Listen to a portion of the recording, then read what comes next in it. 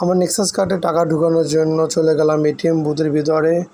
ATM বুথে গিয়ে তোমার 1000 টাকা ঢুকালাম। প্রথমে পিন কোডটা দিতেছি, দিয়ে তারপরে টাকা জমা দিলাম, দিয়ে দিলাম 1000 টাকা শুধুমাত্র চেক করার জন্য যে আমার নেক্সাস অ্যাকাউন্ট থেকে অন্য কোনো ব্যাঙ্ক অ্যাকাউন্টে কীভাবে আসলে টাকা পাঠাবো। আমি আগে কখনো পাঠাইনি, আজকে চেক করব। টাকা ঢুকানো শেষ, চলে আসলাম নেক্সাস পের ভিতরে। এখান থেকে চলে যাব আমি ব্যাঙ্ক ট্রান্সফারের ভিতরে, আদার্স ব্যাঙ্ক ট্রান্সফার।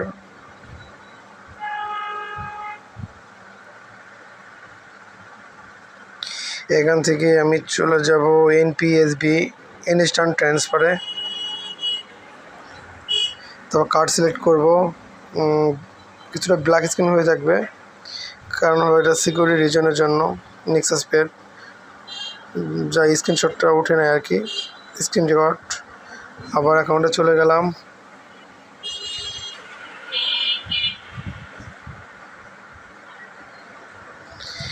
স্ক্রিনটা কিছুক্ষণ ব্ল্যাক হয়ে থাকতেছে, কারণ হলো ওদের সিকিউরিটি রিজন আছে, তো যার কারণে নেক্সাস পের অ্যাপে এই ভিডিওগুলো উঠলো না, রেকর্ডিংটা। আসলে কিছু করার নাই আমার।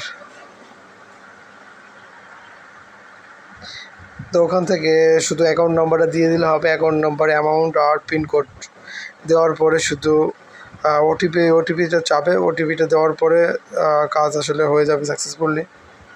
আপনি যে কোনো ব্যাংকের অ্যাকাউন্ট নাম্বার দিতে পারেন।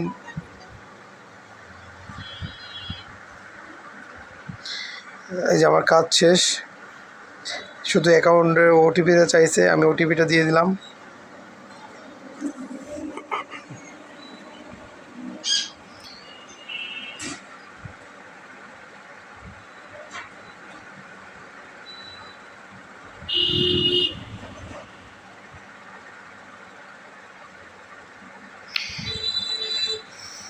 ওটিপি দেওয়া শেষ হয়ে গেলে আশা করি কাজ শেষ, আর কোনো কাজ নেই।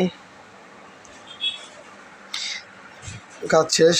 চাইছিলাম ফুল ভিডিওটা শেয়ার করব, ওদের সিকিউরিটি রিজনের জন্য হলো না। ধন্যবাদ সবাইকে।